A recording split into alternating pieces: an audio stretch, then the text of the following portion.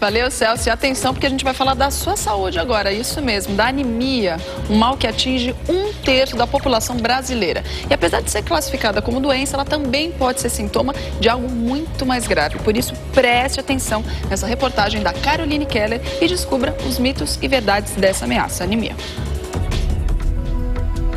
Em algumas pessoas, ela é uma doença silenciosa. Eu sofria uma fraqueza constante. Meus pais achavam que era apenas cansaço, porque eu sempre fui muito de esporte. Mas aí, com o tempo, começou a aparecer umas sequelas. Eu fiquei branco, muito branco. Já em outras, a doença limita a capacidade de ter uma vida normal. Você depender, né, de ter um limite diferente, um ritmo diferente das pessoas. Você vê as pessoas trabalharem, estudarem, concluírem as coisas e às vezes você não consegue concluir no mesmo ritmo. Não que você não possa, mas o ritmo é diferente. Estamos falando da anemia, doença que atinge quase 30% das mulheres brasileiras até os 49 anos, segundo o Ministério da Saúde.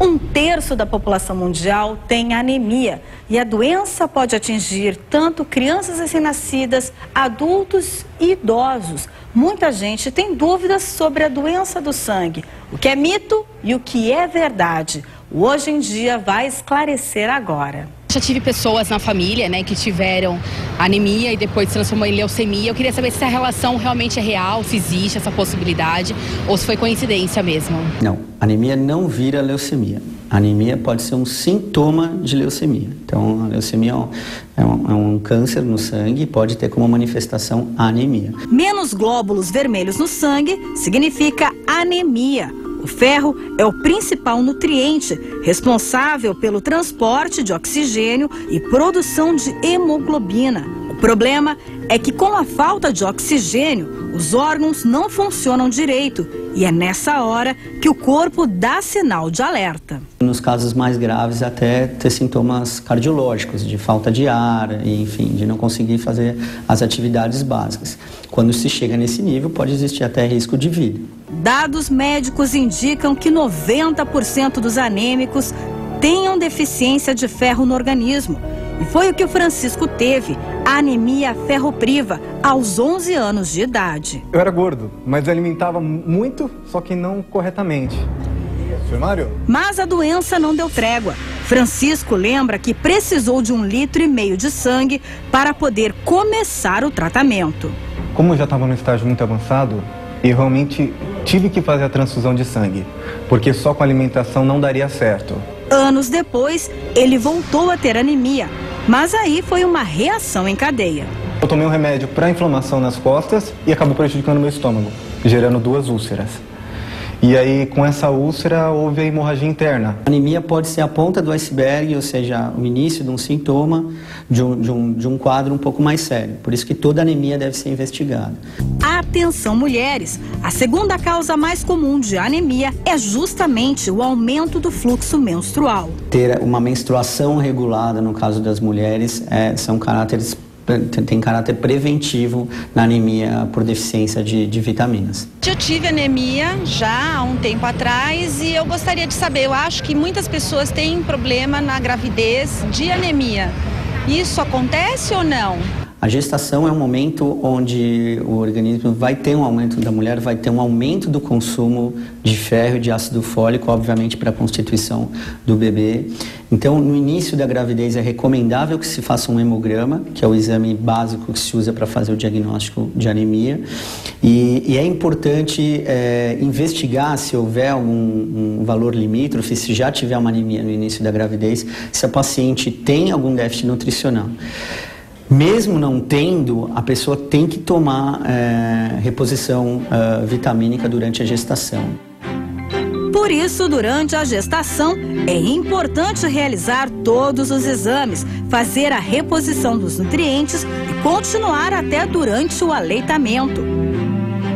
A anemia da Alessandra foi adquirida durante a gestação, passada de mãe para filha.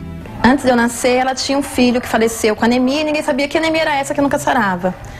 Então, quando eu nasci, os médicos se voltaram a atenção para mim e descobriram aos 2 anos que eu tinha anemia falciforme, que é uma doença hereditária, né, e degenerativa. Nesse tipo de anemia que atinge principalmente os afrodescendentes, não tem cura. Os glóbulos vermelhos alteram a forma arredondada para o formato de uma foice, por isso o nome falciforme. E o defeito na membrana faz com que as células do sangue se rompam com facilidade. Ela provoca muitas dores ósseas, dores musculares.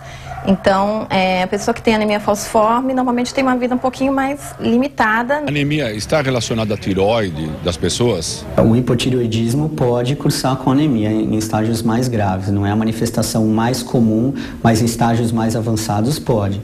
Então, dentro da investigação de cansaço, fraqueza, a pesquisa dos hormônios tireoidianos normalmente se faz necessária e ela é importante. Qual seria o tratamento adequado para recuperar pessoas em diferentes casos, né? Ou mesmo a gravidez, ou uma alimentação deficiente? Toda causa tem que ser investigada para o tratamento ser adequado. Cada anemia é tratada de uma maneira. As pessoas que apresentam sintoma de pálpebras brancas e olheiras embaixo dos olhos, isso já é anemia? Esses indícios, segundo os médicos, não significam que a pessoa tenha anemia. As dietas, elas podem potencializar a anemia? Pode. Por isso que a gente recomenda que toda pessoa que vai iniciar uma dieta, que vai mudar bruscamente os seus hábitos alimentares, deva passar ter supervisão médica, não deva começar uma dieta por conta própria. Mudei completamente meus hábitos, parei de comer muita besteira. Comidas de cor vermelha, como eu mencionei, é primordial para a alimentação. Tive que mudar completamente. Fritura, tive que deixar para o lado. E hoje minha alimentação é o meu principal medicamento. Queria saber se o feijão pode prevenir a anemia. Beterraba é boa para curar a anemia? Especialistas recomendam feijão e beterraba, ricos em ferro na prevenção da anemia. Carnes vermelhas, principalmente fígado, rim e coração, também são importantes. Nos vegetais, agrião, couve e cheiro verde. Os legumes, grão de bico, ervilha e lentilha. Além das nozes, castanhas e farinhas. Elas contêm os nutrientes básicos para a formação dos glóbulos vermelhos. Por isso, preste bem atenção.